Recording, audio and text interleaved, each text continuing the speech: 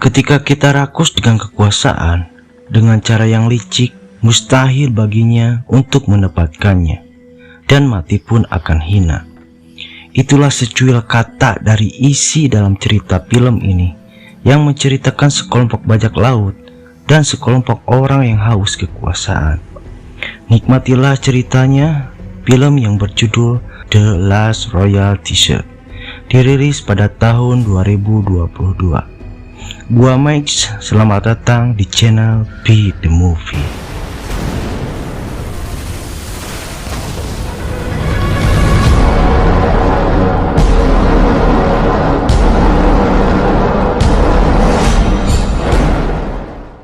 Awal cerita diperlihatkan para bandit yang terdampar di tengah lautan. Mereka adalah mantan pasukan kerajaan Goryeo yang runtuh karena seorang jenderal pemberontak dan menjarah harta kerajaannya sejak tahun 1388. Kini para bandit dengan pimpinannya yang bernama Mochi diselamatkan oleh sekelompok perompak. Singkat cerita, 3 bulan kemudian, para bandit setelah diselamatkan, mereka bergabung dengan para perompak tersebut dengan kapten yang bernama Haerang. Saat berlayar, seperti biasanya, mereka melihat kapal besar yang ternyata kapal tersebut kapal Jepang. Mereka sangat kegirangan untuk menjarah dan harapan mereka bisa menemukan daging di kapal tersebut. Seketika, dengan pedenya, Mochi dan bawahannya ingin menjarahnya tanpa bantuan. Para perompak tersebut malah menertawakannya dan meremehkan Mochi dan bawahannya karena menganggap Mochi hanyalah bandit biasa yang tidak bisa apa-apa. Saat kapal tersebut saling berdekatan, Mochi dan bawahannya lompat, namun bawahannya malah tersungkur ke dalam lautan. Kini dengan hanya sarung pedang, Mochi sendiri melawan orang Jepang tanpa rasa takut. Saat Mochi tertekan, Haerang memberikan sebuah pisau miliknya agar bisa melihat kemampuan Mochi tersebut. Mochi dengan lincah menghadapinya. Dia berhasil melumpuhkan orang Jepang tersebut.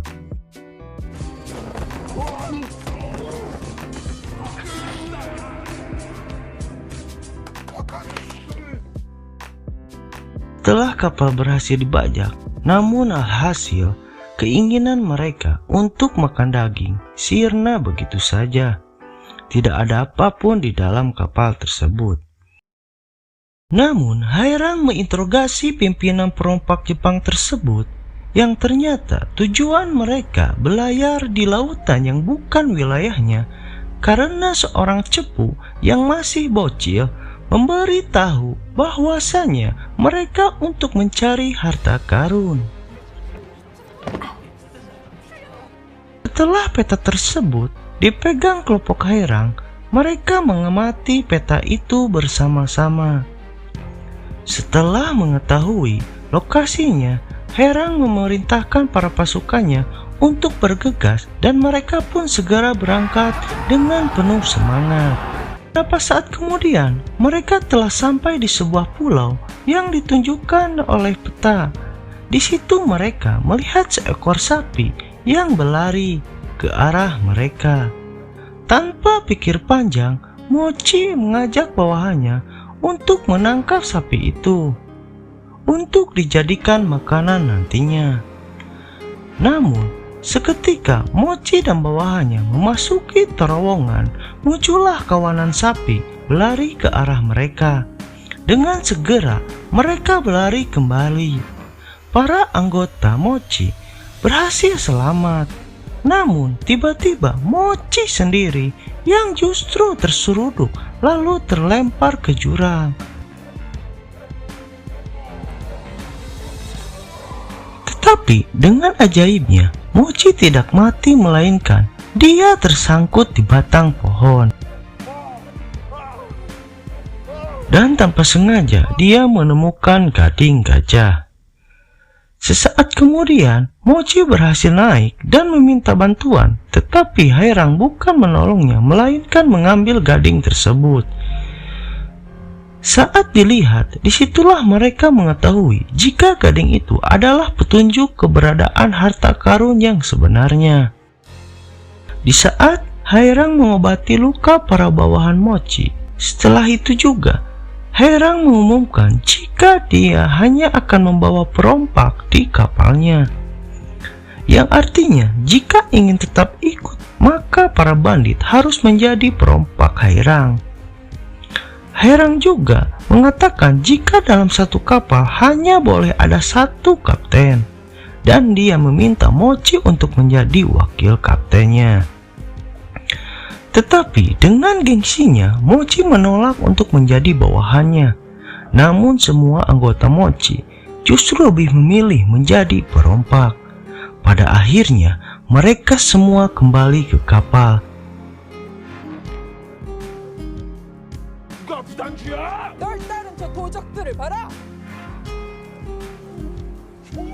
Saat di malam hari, kapal para perompak masih bersandar di dekat pulau itu. Perompak berpesta, makan-makan sambil menunggu Mochi agar dia bisa bergabung kembali. Saat dini hari tiba, para perompak panik karena gading gajah telah dicuri oleh Mochi. Tetapi dengan pintarnya, Mochi sempat-sempatnya meninggalkan pesan yang bertuliskan akan kuambil milikku dan memberitahu lokasi keberadaannya. Maling, ada maling kau jujur. Di saat itu juga Hairang dan anggotanya segera pergi mencari Mochi. Namun di saat perjalanan mereka mendengar suara harimau dan berpencar karena dikejar harimau tersebut. Saat tiba, Hairang telah menemukan Mochi yang sedang beristirahat di rumah pohon. Disitulah terjadi pertarungan antara Mochi dan Hairang. Mochi hanya tidak ingin menyerang pujaan hatinya, melainkan dia hanya ingin bertahan dari serangan Hairang. Namun pada akhirnya Mochi menyerah dan memberitahukan yang sebenarnya, cerita pada awalnya. Dalam cerita tersebut, dia mengendap-endap ke kapal dan berhasil mengambil gading serta beberapa barang. Namun dipergoki oleh salah satu anggota bernama Maki. Tanpa pikir panjang, Mochi menjatuhkan Maki ke laut, sampai Maki pun bersedia ikut dengan Mochi. Tetapi sesampainya di pulau, Maki meminta Mochi ke puncak duluan karena bahaya banyaknya prajurit. Dengan percayanya Mochi kepada Maki, dan segeralah dia pergi ke puncak. Namun saat Mochi sibuk membuat api, ternyata Maki justru meninggalkan Mochi dan pergi diam-diam membawa gading gajah. Setelah mendengar itu, Hairang pun mempercayai cerita Mochi. Singkat cerita, pada siang harinya, Maki telah sampai di suatu kota kecil. Namun Maki memperkenalkan dirinya sebagai Mochi, pendekar pedang dari Goryeo. Di saat yang bersamaan, di tempat itu juga ada seorang wanita yang nama aslinya bernama Han Gema. Namun saat itu juga dia sedang mengaku sebagai kapten kapal hebat, yaitu sebagai Hairang. Pada awalnya Maki dan Han Gema tidak saling kenal, namun secara spontan mereka bekerja sama agar tidak ketahuan. Mereka berdua bertemu dengan penjabat kota untuk menjual gading dengan harga yang sangat mahal. Namun sebelum penjabat itu membelinya, tiba-tiba Mochi dan Hairang datang. Mochi dengan tangan terikat sambil mengamuk. Kemudian Hairang bersama anak buahnya juga masuk dan mengambil kembali gading gajah tersebut.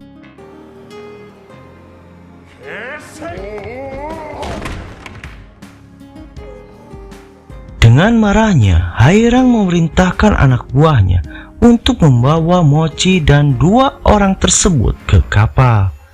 Sesampainya di kapal, mereka bertiga dihukum dijadikan pemutar alat penarik jangkar kapal. Beralih ke cerita lain, diperlihatkan seorang penjabat dan seorang mantan jenderal yang berkhianat kepada raja dulunya, yang bernama Heng Shu. Dia mengajak sang penjabat untuk bekerja sama untuk menemukan harta karun, agar penjabat tersebut bisa memperbanyak anak buahnya, sedangkan dirinya kaya dan menjadi seorang raja. Cerita kembali. Sementara itu, Hairang dan beberapa anak buahnya mencoba untuk memecahkan kode yang terukir di gading gajah itu. Setelah membaca kode itu bertuliskan gua laut di bawah batu tanpa bayangan, yang bernamakan Aikido. Mendengar itu membuat orang terkejut karena Aikido adalah rute laut berbahaya. Aikido terdapat di sungai bawah laut serta pusaran air yang deras yang dapat melenyapkan kapal. Namun ternyata mereka tidak gentar dan memutuskan untuk tetap pergi ke Aikido. Di sisi lain, terlihat Heng Shu dan anak buahnya sedang menuju mencari harta karun yang bersamaan dengan kelompok Hairang. Cerita kembali lagi ke kelompok Hairang. Kali ini Hairang, Mochi dan beberapa anggotanya telah berangkat menggunakan perahu sampan. Mereka juga membawa kantong oksigen buatan yang entah mengapa bagaimana cara mereka membuatnya. Di kedalaman beberapa meter mereka terseret arus sungai bawah laut yang dipenuhi dengan ubur-ubur. Saat terseret air laut, Mochi sempat tidak sadarkan diri. Namun Hairang segera menolongnya, yang kemudian mereka berdua telah sampai di goa dan Hairang memberikan napas buatan kepada Mochi. Tidak lama kemudian Mochi telah kembali sadar bersamaan dengan para anggota lainnya.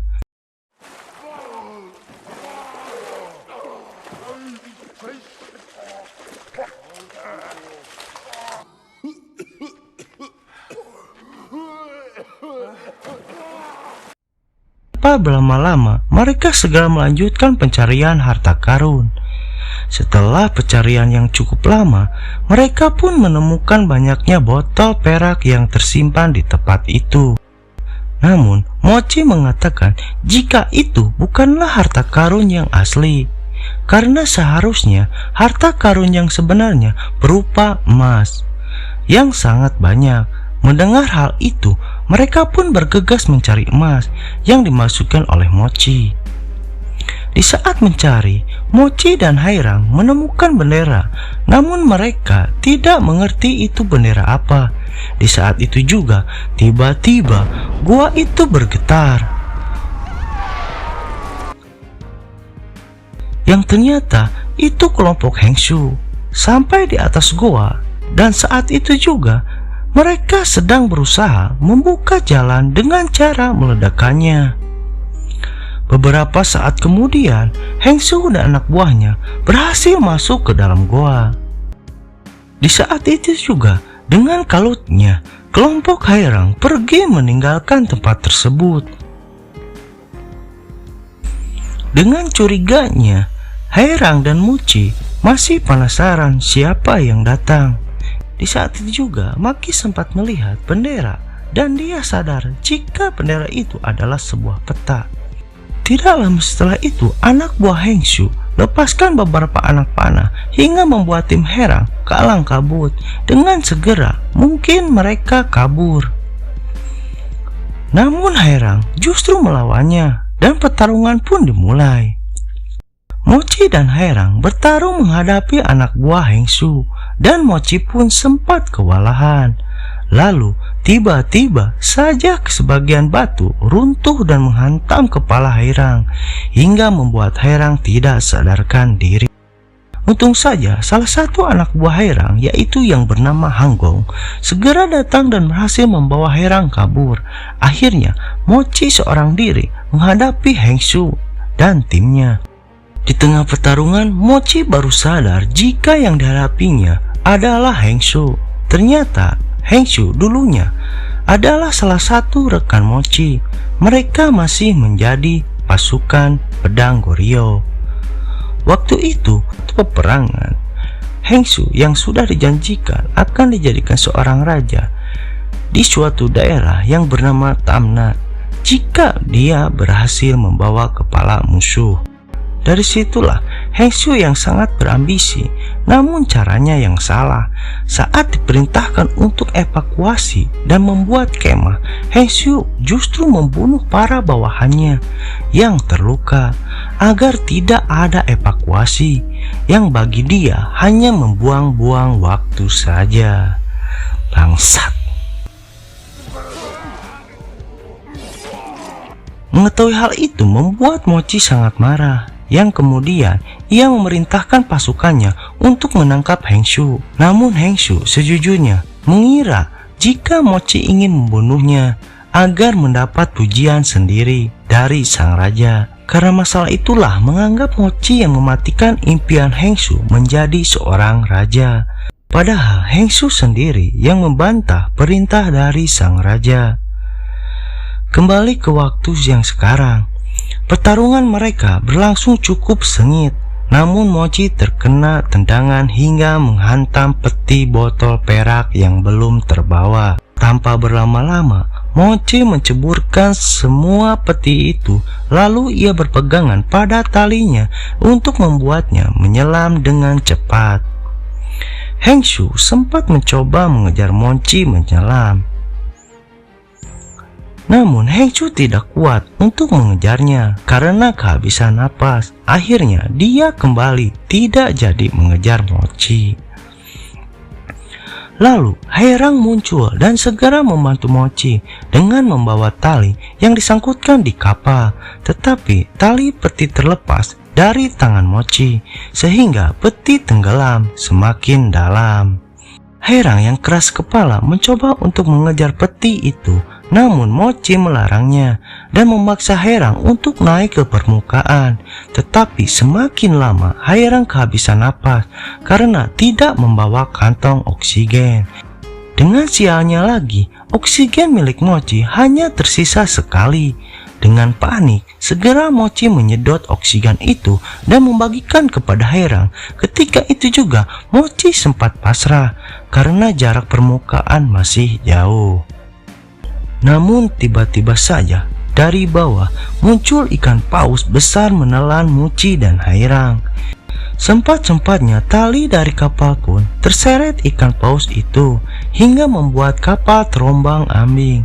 Namun untungnya tali itu terputus hingga teman-temannya mengira jika Hairang dan Mochi telah meninggal. Namun beberapa saat kemudian Mochi dan Hairang terlempar keluar dari lubang semburan ikan paus itu. Pada akhirnya Hairang dan Mochi pun selamat.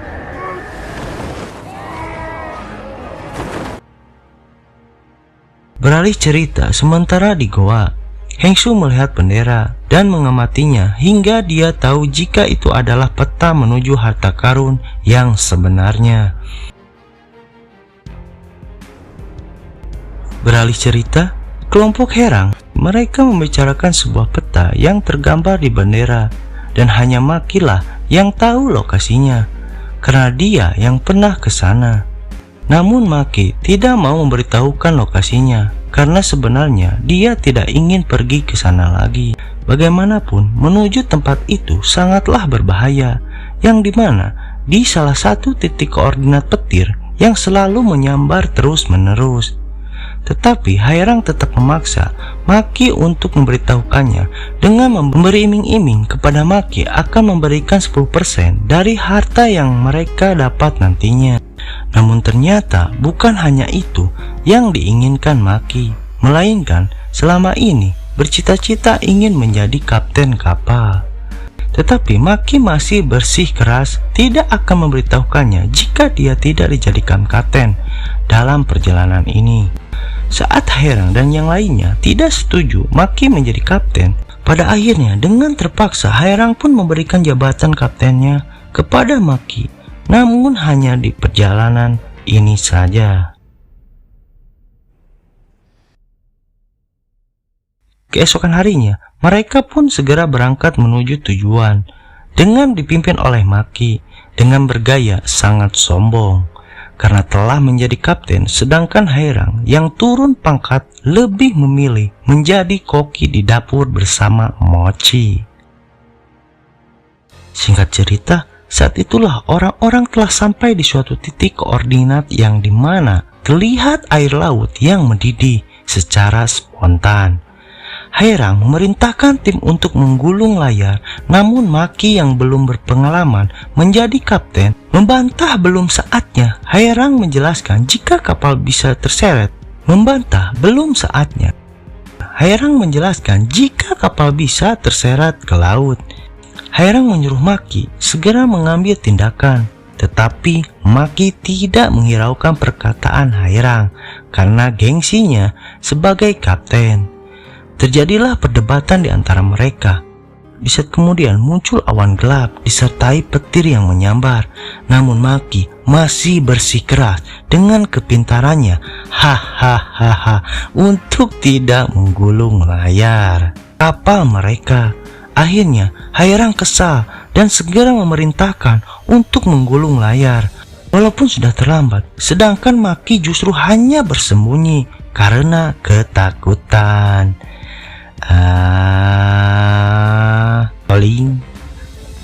Kapal mereka terus terombang-ambing dan beberapa kali tersambar petir.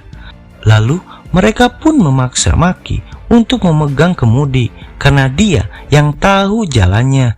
Dengan terpaksa Maki pun memegang kemudi. Dengan perasaan panik semakin lama keadaan semakin mencekam dan semua temannya pun hanya bisa berpegangan untuk bertahan. Beralih cerita, di laut itu juga, namun di posisi yang berbeda, terlihat kapal kelompok Hengsu mengalami hal yang serupa, namun mereka tidak gentar menghadapi sambaran petir tersebut. Kembali ke kapal Haerang, guncangan yang semakin menggila sempat membuat Maki hampir saja terjatuh ke laut. Namun untung saja dia masih sempat bergelantung di sisi kapal. Lalu dengan cepatnya Haerang mengambil alih kemudi, sedangkan Mochi segera menolong Maki. Untung saja Mochi sempat menangkap Maki di saat terjatuh dan kini mereka berdua bergelantungan menggunakan tali pengikat layar. Beberapa saat kemudian, mereka berhasil keluar dari zona berbahaya tanpa ada korban satupun, dan di depan mereka sudah terlihat pulau yang mereka cari sejauh ini.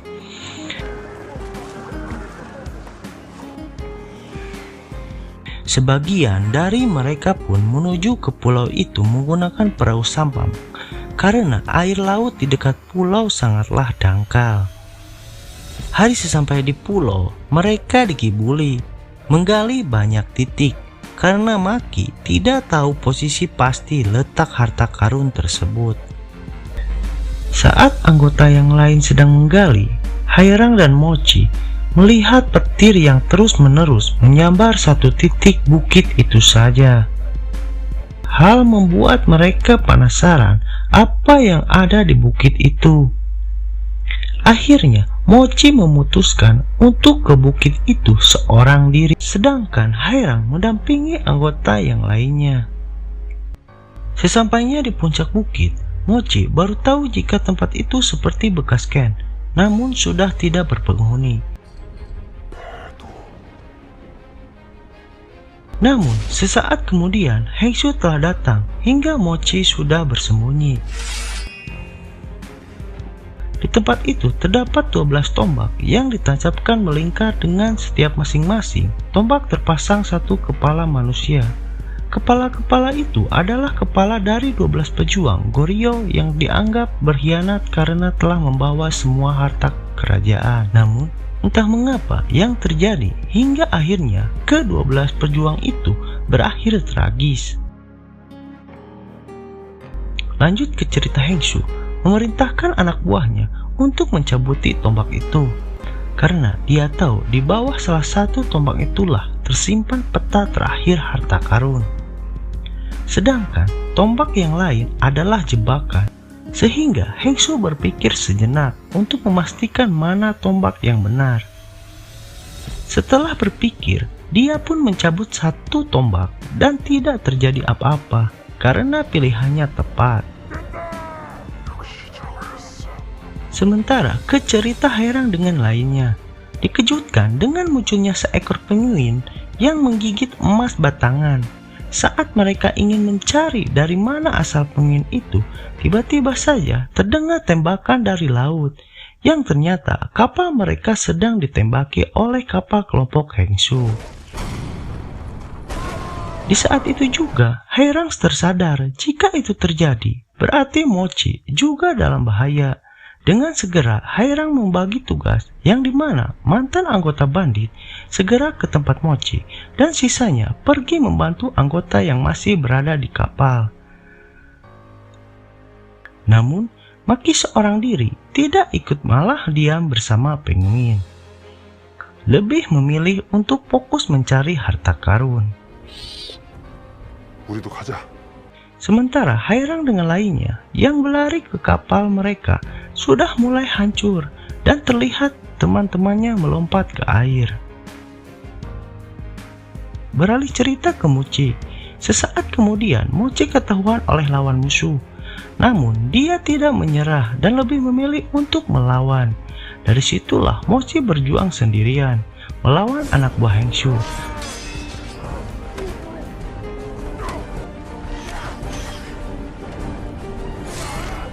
Tidak lama kemudian, Mochi berhasil merebut peta harta karun yang berbentuk topeng dan ingin segera melarikan diri. Namun tiba-tiba, tidak disangka anggota Mochi datang dan langsung menyerang pasukan Heng Shu. Kedatangan mereka pun membuat Mochi tidak jadi melarikan diri, melainkan dia menantang Heng Shu untuk berduel pedang berdua saja. Hal itu dilakukan Mochi agar anggotanya tidak ada yang menjadi korban.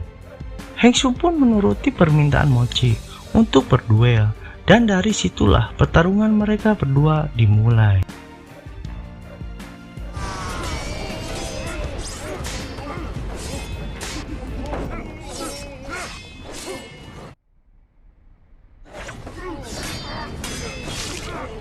Di sisi lain, Maki yang sudah terseret oleh penguin yang tiba-tiba saja menyelam ke dalam air.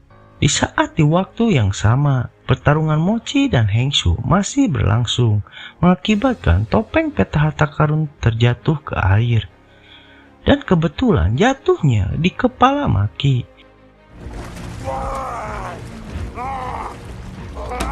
Tidak diduga bentuk topeng itu sangat mirip dengan goa yang berada tepat di depan Maki.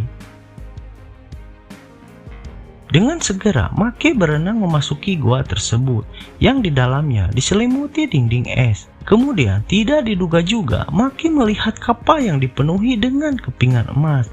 Dia pun segera naik ke dalam kapal itu. Dan betapa bahagianya karena akhirnya dia menemukan harta karun yang mereka cari selama ini. Sementara itu, Hairang berada di perahu sampan dan segera menolong teman-temannya. Hingga Hanggo, si pemanah saat menolong temannya, tapi tidak ditemukannya Han Gema. Setelah menolong teman-temannya, mereka menyerang balik kapal tim Heng Shu. Diawali dengan Hanggo yang melepaskan busur panahnya dan mengenai beberapa anak buah Heng Shu. Setelah itu Hairang meraih tali layar lalu melompat ke kapal musuh dan disusul oleh anggota lainnya. Dari situlah pertarungan jarak dekat dimulai. Hairang menyerang menghadapi rekan Heng Shu dan pertarungan berlangsung cukup sengit. Lalu tiba-tiba api besar menyembur dari laut yang ternyata saat ini mereka berada di lautan api.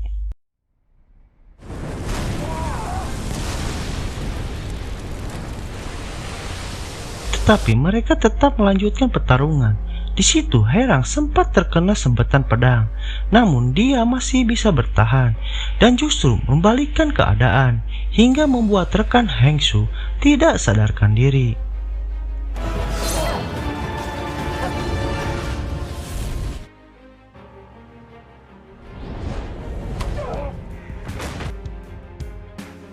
Namun perjuangan belum berakhir, yang dimana sekarang terlihat kapal pasukan khusus mulai terbakar. Di saat itu juga Hairang melihat kapal harta karun yang ternyata berhasil dijalankan oleh Maki. Namun kali ini Maki sedang dibuli para penguin.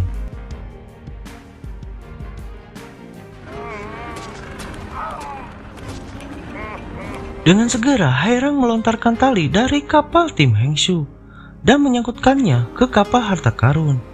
Sementara itu, pertarungan Mochi dan Heng Shu masih berlanjut.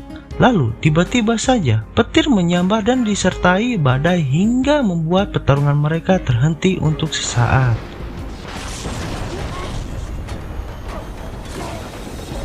Setelah badai menghilang, mereka semua melihat ke laut dan menyaksikan pertarungan yang sedang berlangsung di kapal.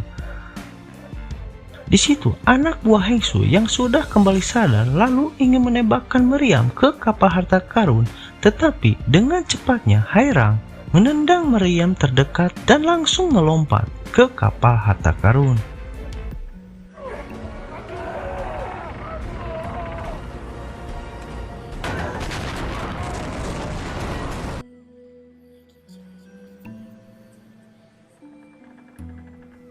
Hairang pun berhasil selamat dan kapal mereka berhasil terpisah dengan kapal Heng Shu. Perjuangan belum berakhir, tiba-tiba saja pusaran ombak yang besar muncul di laut itu dan membuat kapal hampir terseret ke pusaran. Dengan segera Hairang memegang kemudi dan memberitahu para anggotanya untuk membentangkan layar kapal.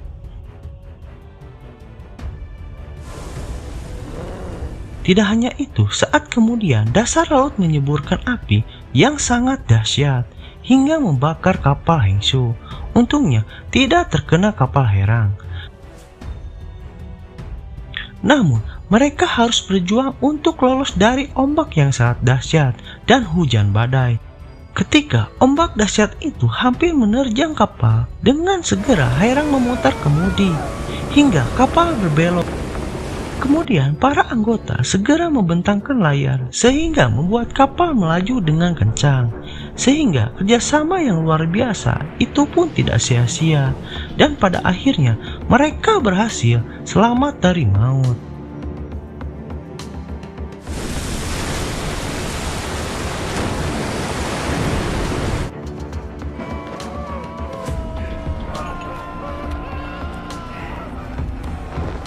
Hingga sampai Mochi dan Heng Shu melihatnya.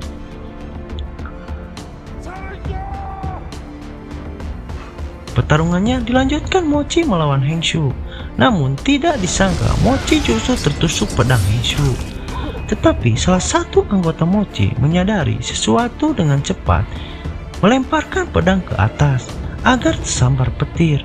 Melihat itu Mochi segera menendang Heng Shu, lalu mencabut pedang yang menancap di tubuhnya dan segera menebas Heng Shu, yang kemudian Heng Shu tertusuk pedang yang sudah tersambar petir hingga pada akhirnya Heng Shu pun mati mengenaskan.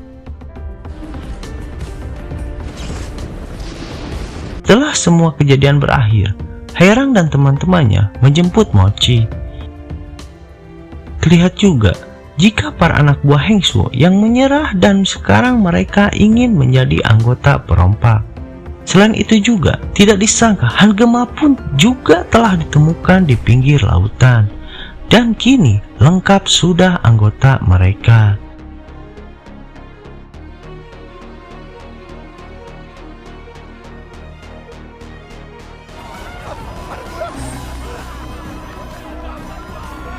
Dan pada akhirnya mereka semua dengan emas-emasnya didapatkannya sekaligus kapal baru dikembalikan kepada Hairang kembali.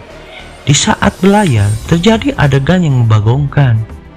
Tidak diduga, benih-benih cinta yang terpendam selama ini membuat bibir Mochi basah karena bibir Hairang.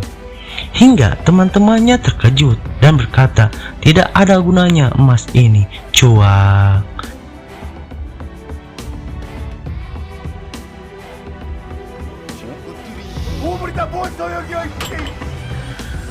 Tamat. Dan terima kasih untuk semuanya. Bila ada kata-kata yang tidak pantas, mohon dimaafkan dan semoga kalian terhibur.